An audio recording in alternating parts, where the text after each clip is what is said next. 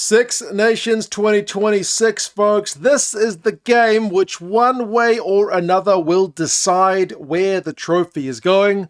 France hosting England from Paris.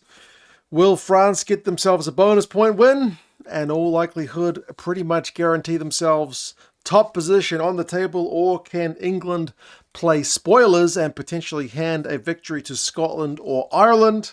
We'll go through the squads which have been named, some of the stats, predictions, recent history, and you guys can let us know your thoughts on how this one is going to go. The fact that France lost last week to Scotland does make this a proper super Saturday, because it means it's still all to play for. This game has more meaning than it might have done if France had already wrapped things up. I mean, the crunch is always going to be a biggie, but it's a bit extra spicy this time. For France, they have been forced to make a few changes. Oscar Giroud got himself suspended for the reckless contact with the eyes of one of the Scottish players in that game last week. Anthony Gelon is out injured, likewise Nicolas Deporter. So there are a few changes, injury enforced and suspension for Fabien Galtier. Not in the front row, Jean-Baptiste Gros, Julien Marchand and Dorian Aldeguerri are still there as your starting front row guys. They will have a bit of pressure put on them because England, despite everything that's been going wrong with their campaign, I feel like at scrum time, have still looked pretty good. It might be one area they come under a bit of pressure, but they have bulked up the second row by putting that big man Emmanuel Miafu in as the tight head lock alongside Thibaut Flamand. So it's a rotated second row. I think it's only the second time this Six Nations we've seen this particular locking duo, which is maybe a little bit more familiar than the Guillard and Olivon combination, but I think it'll help a little bit at scrum time. Olivon is still starting because of Gelon's absence. He moves to number 8. Francois Cros is still there in 6. And then Timo Mathieu is going to get his debut at number 7. I've had a look at his stats, and at least at top 14 level, the dude seems to be a bit of an attacking weapon, useful at line-out time.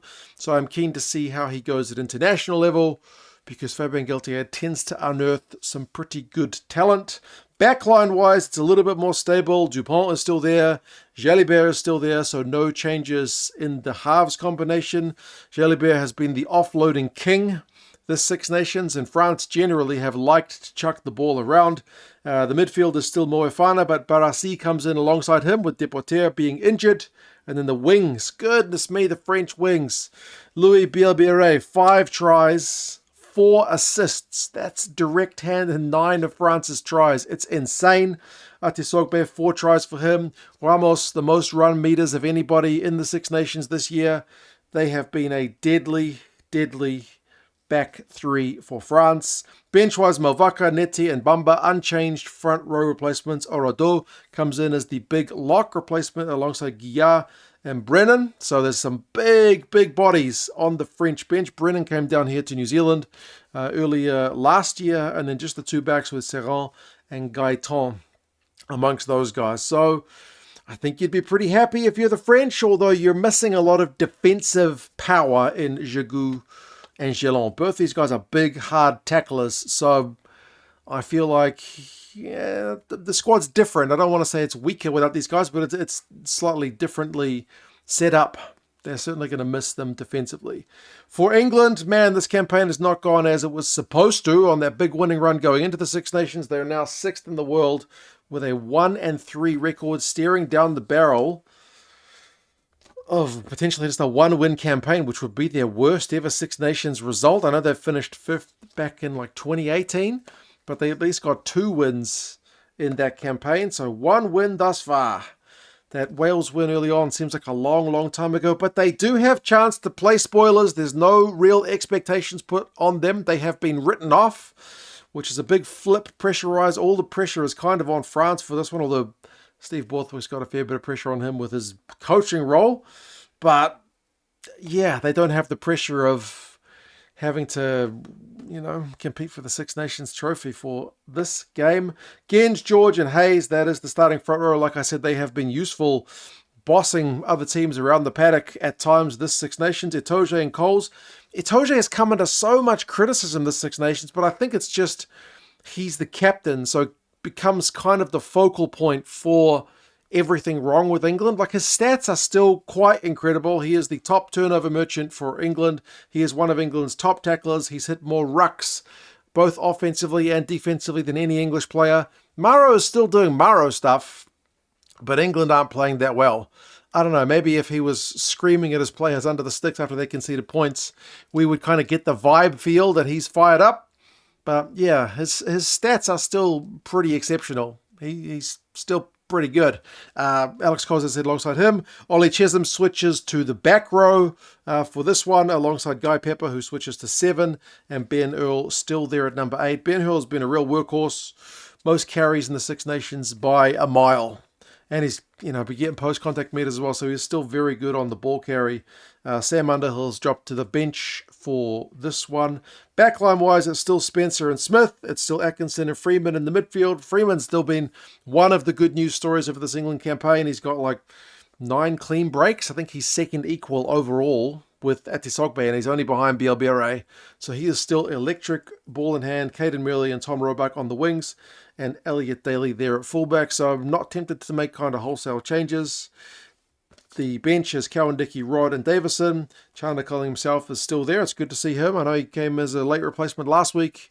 By all accounts, he's been having a pretty good premiership season, so that's a bit of good news. Underhill there, Pollock, so just the 2 backs in Van Port Fleet and Marcus Smith. I believe it's going to be the 50th cap for both Underhill and Smith. That's Marcus if they come off the bench, so congratulations to those guys. Big achievements. Stats for France. I know they get talked about with their sexy attacking game, but I do want to highlight their defense. Again, 89% tackle completion rate is very, very good. It's dropped a little bit since the Scotland result because they missed a few tackles against the Scots. And 12 line breaks a game. 12. The next best team is averaging 7.5, which is Scotland. So this France team has exceptional defense and has electric attack, albeit they conceded 50 against Scotland. That affected their stats negatively, but still overall across the campaign, they are very good. They did have 2 yellow cards in the last game, though, which I think were their first yellow cards of the entire Six Nations campaign, so they will need to watch the discipline, which has otherwise been pretty good. For England, they're not offloading a heck of a lot. Like 5 offloads a game is very similar to Wales, who are playing quite a conservative game as Steve Tandy's trying to get all his ducks in a row with Wales. France had more offloads in one game against Wales than England's entire campaign. Obviously, more offloads does not equate to more success. Otherwise, Fiji would be world champions every World Cup cycle. But I feel like they've got talented players who can chuck the ball around a bit more than they are being asked to do. But maybe more than the offloads, which is a kind of a sexy icing on the cake one. Turnovers one is low. For an England side who plays like hard-working loose forwards who are supposed to be first guys on the ball when chasing that kick, 4.5. Last year's rate, England were in the 7s in the Six Nations of turnovers 1 per game. Like Italy's in the 7s this year. France are in the 7s. England is just low. It's uncharacteristically low.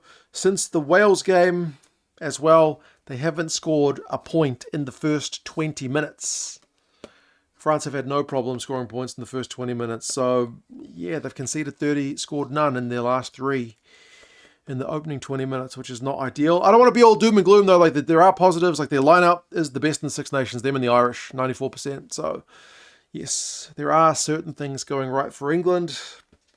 They are still big-time underdogs. The recent history between the sides is 3-2 to France. England beat them last year. England were written off last year and still managed to get that win, 26-25. That was over in Twickenham, though. England's recent wins over France have been at Twickenham. There are 3 games in the middle of the last 5, which are French wins. And then back to 2021, we've got another English win at Twickenham. So the average score is 31-21. But there's only been one real blowout in the last 5, and that was the 2023 53-10 drubbing. So usually the games are pretty close. Like the bookies have got this by 15 points, but amongst the last 5 games, there's only one game where France won by that margin. The Rugby Forecast algorithm is a bit more conservative. It says by 9. So England are underdogs. I mean, they haven't won against France over in France since like 2016, so it's been a decade. But maybe this is the time to get it done. Play spoilers, be that banana skin team. We will see. It is on a Stade de France. It's a late kickoff, 9:10 local time. which is a pretty nice time for those of us here in New Zealand, albeit if we are watching all of Super Saturday, we will have been up since 3 in the morning, so I will no doubt be very bleary-eyed after 2 games prior to this one and a bachelor party to go to before that as well. But yeah, Georgian Nika Amashukeli is the ref. France are going to be wearing special commemorative jerseys, which may be a little bit of a kit clash with England's white kit because it's kind of a light blue. But we will see. If you want to get your hands on the 120-year pre-match jersey for France, check out the Six Nations store. They're an affiliate of the channel. They've only got a few sizes left for that commemorative jersey. And if you want England gear, it's on clearance. Maybe goes with the campaign not going that well. But England gear is on clearance. I love gear on clearance. It is the best time to get it. You guys let me know your thoughts. Are you giving Borthwick's boys any chance? If you're a Scottish or Irish fan, are you cheering on England to give your lads a crack? Or would you still rather see France go ahead and win another Six Nations title? You guys take care of yourselves, and I will talk to you guys again soon. Together.